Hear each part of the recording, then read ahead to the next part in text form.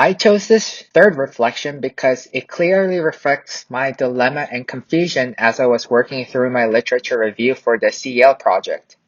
As you can see, I believe more in harm reduction care than abstinence, which the Center of Hope suggests.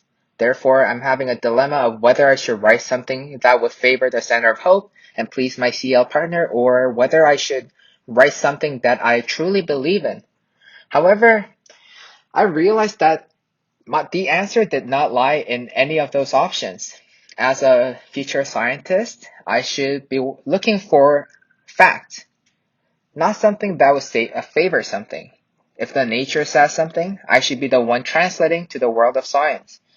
I cannot make a biased decision and pick the evidence that is only fair to one side. Therefore, without any bias, I've assured myself to follow the evidence-based research, to read a lot, to be able to critically appraise the papers properly.